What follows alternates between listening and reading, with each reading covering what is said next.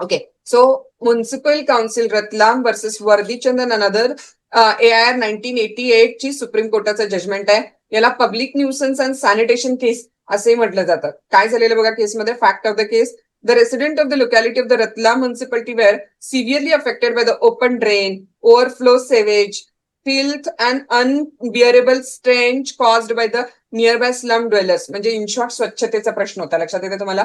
रतलाम शहरामध्ये ना सगळीकडे काय होतं सांगा, कचरा पसरलेला होता. हा, ओपन ड्रेन्स होते, अनबिअरेबल कचरा जो स्लम ड्वेलर्सनी टाकलेला होता तो सगळीकडे पडलेला होता. The unhealthy conditions posed a serious risk to the public health. Resident approached to the court under 133 CRPC removal of nuisance साठी, की बाबा हे सगळा जो कचरा आम्हाला फार त्रास देतोय त्यामुळे तो रिमूव्ह करा. Seeking the directions to the municipality to construct the proper drainage and sanitation facilities. Okay.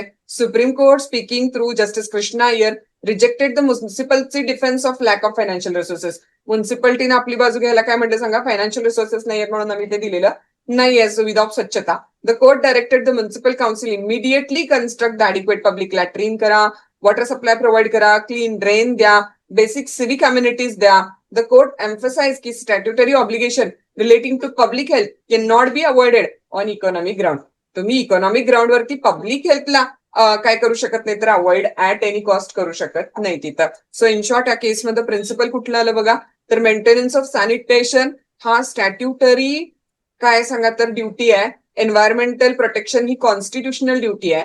Environmental sanitation he article 21चा भाग आहे, कारण स्वच्छता नसेल तर तुम्ही जगू नाही शकत. आणि त्यामुळं सीआरपीसी 133 जो आता कुठला असणार आहे, बीएनएसएस आहे, can be effectively use to abate म्हणजे रिमूव्ह एन्व्हायरमेंटल न्यूसन्स. त्यामुळे कुठेही एन्व्हायरमेंटल न्यूसन्स असेल तर त्याला रिमूव्ह करण्यासाठी सीआरपीसीची प्रोव्हिजन तेव्हाची आता बीएनएसएस काय केलं जाऊ शकतं तर वापरलं जाऊ शकतं. सो व्हेरी सिम्पल, रतलाम शहरामध्ये कचरा, okay, no drainage, health problem, uncleanliness, everything was there, and against that this petition was filed. And Supreme Court gave a direction की फायनान्शियल रिसोर्सेस नसले तरी पण तुम्हाला ते इमिडिएट काय द्यायला पाहिजे सांगा, public latrine, water supply, clean drain, civic amenities द्यायला पाहिजे.